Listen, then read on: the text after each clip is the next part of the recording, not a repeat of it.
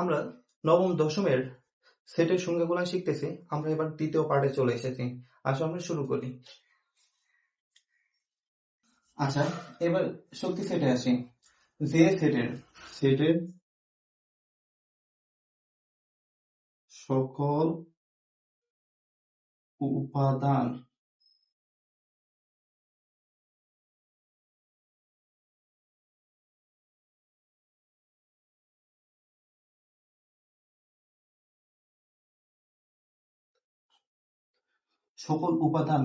নিয়ে গঠিত সেট। দেখো এটা একটু ডিফিকাল্ট। আমরা আগে চিন্তা করি এ সেটের এ দেওয়া আছে কি 2 4 6। এখান থেকে কতগুলা সেট নিয়ে গঠিত সেট? এখান থেকে অনেকগুলা সেট নিয়ে গঠিত হবে। দেখো তো এখানে যে কয়েকটা উপাদান সে কয়েকটা উপসেট হতে পারে, আরেকটা আছে ফাঁকা। সর্বোচ্চ কত হতে পারে? n+1 টি সেট।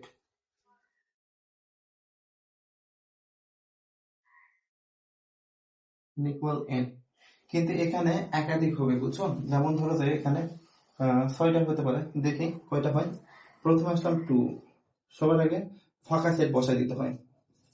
ইচ্ছা ফাঁকা সেট পরেও দিতে পারে, আগে দিতে পারে, কোনো সমস্যা নেই, সুবিধার জন্য। 2 4 6, 2 এবং 6 দ্বারা 4 দ্বারা 2 এবং 6 দ্বারা, আবার হচ্ছে 4 এবং 6 দ্বারা, আবার কি 2 4 6, 2 4 6। এই প্রত্যেকটি সেটকে বলা হবে শক্তি সেট। ঠিক আছে, প্রত্যেকটি সেটকে বলা হবে শক্তি সেট। আর শক্তি সেটকে প্রকাশ করা হয় P of A দ্বারা।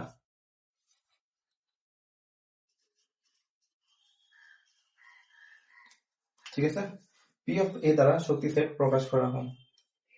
এবার আমরা আসি উপসেট। কি গেছে? সার্বিক সেট।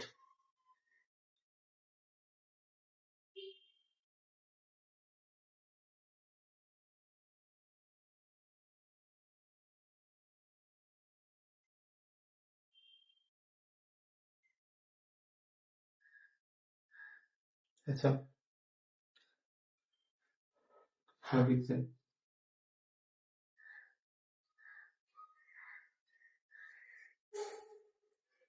সার্বিক সেট হচ্ছে একটা ক্লাসে ধরে নিলাম মেয়ে আছে 50 জন, ছেলে আছে 50 জন। এই আবার শিক্ষক ওই ক্লাসে আছে ধরো 2 জন।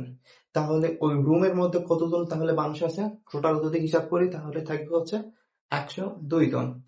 এই যে 102 জনকে নিয়ে গঠিত সেটই হচ্ছে একটা সার্বিক সেট। অর্থাৎ মানে একটা অঙ্কের মধ্যে যে কয়েকটা সেট গঠিত হবে তাদের সকলকে নিয়ে গঠিতই হচ্ছে সার্বিক সেট। ঠিক আছে, সকল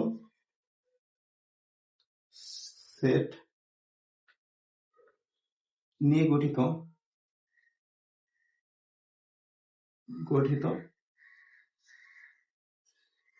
সেটকে সার্বিক সেট বলা হয়।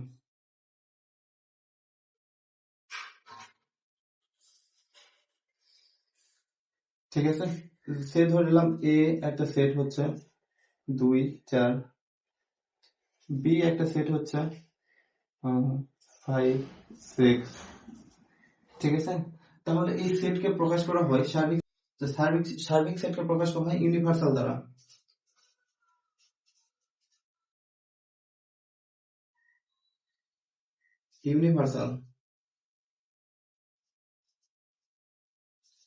ইউনিভার্সাল এর ইউ দ্বারা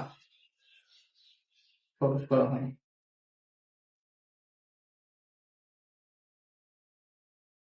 তাহলে এই যে এ এবং বি সেটের সার্বিক সেট হবে এ এবং বি সেটের সার্বিক সেট। তাহলে কি হবে বলতো? সকল উপাদান, কি বলতে সেটের সার্বিক সেট বলা হবে সকল সেট নিয়ে গঠিত। তাহলে এই সেট এবং এই সেট নিয়ে যদি গঠিত হয় তাহলে কি হবে? এ 2 4 5 6, 2 4 5 ছয়। এটা হচ্ছে ইউ, অর্থাৎ ইউনিভার্সাল। 2 4 5 6 universal set. ঠিক আছে, এরপর আসি আমরা পূরক সেট। নিচে একটু রেখে দেই, তাহলে আমাদের বুঝতে সুবিধা হবে।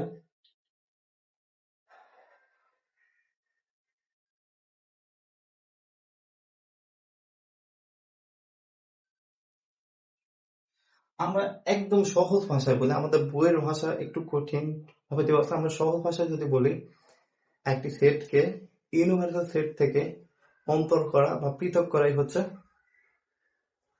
পূরক সেট। ঠিক আছে, সার্বিক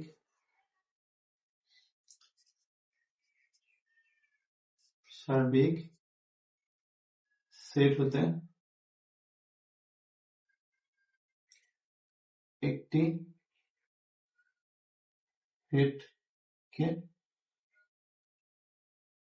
পৃথক করা বা অন্তর হলো পূরক সেট। ঠিক আছে, এই পূরক সেটকে আবার প্রকাশ করা হয় এ সি দ্বারা। ঠিক আছে, এ সি দ্বারা। এখন ধরলাম একটা সেট প্রকাশ করা হয় এসি। ধরে নিলাম একটা সেট আছে, সেটা হচ্ছে এই যে এখানকার একটা সেট হলো এই ধরলাম হচ্ছে এক্স সেট ইকুয়াল 2 4 6 2 4 6। আর আমাদের হচ্ছে সার্বিক সেট, অর্থাৎ পূরক সেট হচ্ছে, পূরক সেট প্রকাশ করা হয় এসি। আমাদের কি বলছেন, সার্বিক সেট হতে একটি সেটকে পৃথক করা বা অন্তর করা। দেখো, এই যে এই পূরক সেট, আমাদের কি আছে, সার্বিক সেটের ইউ এর মান ধরলাম এটা। ইউ এর মান কি, ইউ পৃথক এক্স বা ইউ মাইনাস এক্স। ঠিক আছে, ইউ এর মান কত আছে, 2 4 5 6 বিয়োগ এক্স এর মান কত, 2 4 6। তাহলে এটাকে যদি আমরা বাদ দিই, তাহলে কি হবে, এখান থেকে এখানে কয়টা উপাদান আছে, 3টা, এবং কি কি 2 4 6। এখানে 4টা উপাদান আছে, 2 4 5 6। তাহলে বাদ হবে 2 4 6, বাদ হয়ে শুধু থাকবে 5। ঠিক আছে, এই 5, বুঝছো, এই 5টাই হচ্ছে পূরক সেট। এবার আসি অন্তর কি, অন্তর করার মানে বাদ দেওয়া, সেটের অন্তর।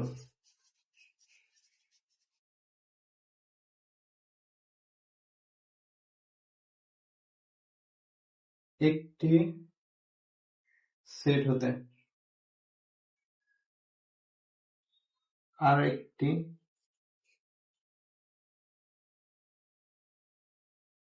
সেটকে পৃথক করা। ঠিক আছে, একটি সেট হতে আরেকটি সেটকে পৃথক করা। ধরে নিলাম এ সেট হচ্ছে 2 4 6 8 10, আর বি সেট হচ্ছে 4 এবং 6। তাহলে কি অন্তর কি হবে, অন্তর অন্তর সমান সমান কি হবে, এ মাইনাস বি। ঠিক আছে, তাহলে আসবে হচ্ছে এর মান কত আছে, দেখো 2 4 6 8 10 আছে, বিয়োগ 4 এবং 6। ঠিক আগের পদ্ধতিতে বিয়োগ করব। ঠিক আছে, বিয়োগ করলে কি হবে, 4 এবং 6 উঠে যাবে এই সেট থেকে, এ সেট থেকে। তাহলে থাকবে হচ্ছে 2 8 10। এটাই হচ্ছে অন্তরক সেট। ঠিক আছে, আচ্ছা,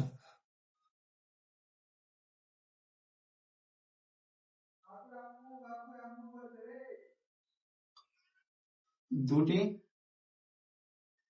সেটের মধ্যে 2 বা ততোধিক সেটের মধ্যে কোন উপাদানের দানের মিল না থাকা,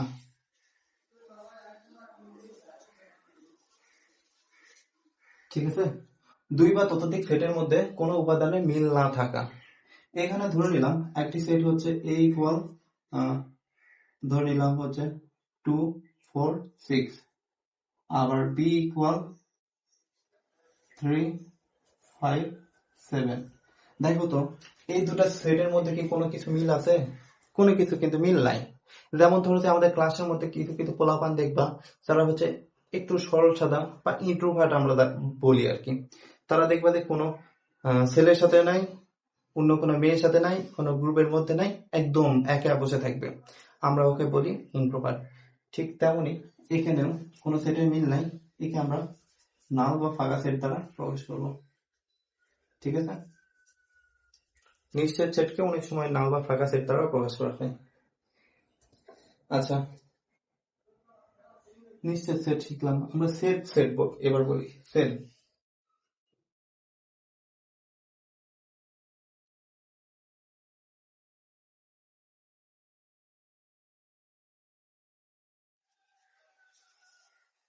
একই, বুঝছো, দুই বা ততোধিক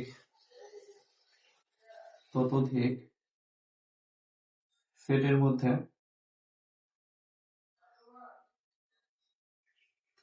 কোনো উপাদান তার মিল থাকা, ঠিক আছে। যেমন ধরলাম এ একটি 2 4 6 7, ঠিক আছে, আর বি হচ্ছে 2 3 4 7। দেখো তো আমাদের দেখবা যে ফ্রেন্ড সার্কেলের মধ্যে দেখবা যে দু একটা পোলাপান আছে যে সকল গ্রুপের মধ্যে অ্যাক্টিভ থাকবে, ছেলেদের মধ্যেও থাকবে মেয়েদের মধ্যে থাকবে, আবার দেখবা যে ঘটকালি করে ওরা আবার, ঠিক আছে, ঘটকালি করে। এই যে ঘটক গুলা থাকে যে ফ্রেন্ডরা, তারাই হচ্ছে সেট সেট। এখানকে দেখো ঘটককে দুইটার মধ্যে মিলাচ্ছে কে, 7, ঠিক আছে, এই হচ্ছে set set. A intersection B, sorry 5 bracket দিয়ে করতে হবে, এ ইন্টারসেকশন বি।